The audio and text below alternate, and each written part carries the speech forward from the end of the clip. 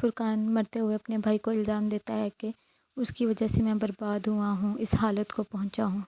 اس کی بیوی کہتی ہے ایسی باتیں مت کریں، آپ ٹھیک ہو جائیں گے، لیکن ان کی ڈیتھ ہو جاتی ہے۔ عمران اور اس کی بیوی بچے سکھر سے کراچی والے گھر میں شفٹ ہوتے ہیں۔ مناہل اپنی امی سے کہتی ہے گھر کتنا صاف ہے، جس پہ اس کی امی کہتی ہے باہر سے ہی صاف ہے، اندر سے بہت گندا ہوگا۔ گھر اندر سے واقعی بہت گندا ہوتا ہے، آتے ہی سب اپنے اپنے کمرے کی اور گھر کی صفائیوں میں لگ جاتے ہیں۔ رابیل کا فیونسے انہیں کال کرتا ہے اور پوچھتا ہے کہ آپ لوگ پہنچ گئے ہو، جس پہ وہ انہیں کہتی ہے جی، تو انہیں ویلکم کرتا ہے، جس پہ وہ کہتی ہے یہ شہر پہلے سے ہی ہمارا ہے۔ مناہل اور احمر شامیر کی شادی میں ملتے ہیں، تبھی ان کی دوستی ہوتی ہے اور اب یہ ایک دوسرے کو پسند کرتے ہیں۔ مناہل کہتی ہے کہ بھائی گھر پہ ہی اگر انہیں دیکھ لیا تو وہ غصہ کریں گے۔ احمر کی فیملی اور مناہل کی فیملی فرینڈز ہوتے ہیں۔ احمر کی امی مناہل لوگوں کے لیے کھانا بناتی ہے۔ مناہل احمر کی امی کو کہتی ہے آنٹی میں آپ کو بہت عرصے بعد دیکھ رہی ہوں، جس پہ وہ بھی یہی کہتی ہے اور وہ لوگ اندر چلے جاتے ہیں۔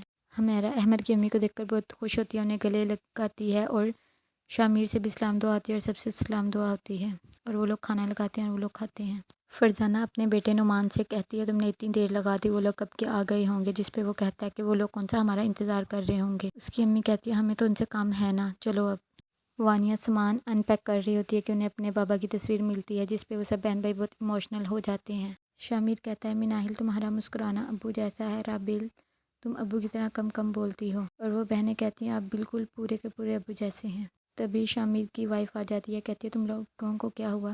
شامیر کہتا ہے پرانے گھر میں آگے بس بابا کی یاد آ گئی، جس پہ وہ کہتی ہے بابا نے بالکل مجھے ہمیشہ بیٹے کی طرح رکھا، مجھے کبھی یہ سسرال نہیں لگا۔ احمر کا بابا اس کی ماما کو کہتا ہے کامران کی فیملی یہاں ضرور آ گیا، مگر ان سے میل جول اتنا نہ بڑھانا، تمہیں یاد ہے نا فرقان نے میری بےزتی کی تھی، کامران نے اس کا ساتھ دیا تھا، جس پہ وہ کہتی ہے کامران بھائی لڑائی جھگڑا ختم کرنا چاہ رہے، کان بھی فوت ہو گیا اور بھائی کامران بھی، اب انہیں معاف کر دیں۔ فرزانہ اور نعمان ہمیرا کے گھر آتے ہیں اور وہ ایک دوسرے کا حال احوال پوچھتے ہیں۔ شامیر اپنی چچی اور نعمان کو دیکھتا ہے تو اسے غصہ آ جاتا ہے اور اپنی امی کو کہتا ہے انہیں جلدی یہاں سے فارغ کریں۔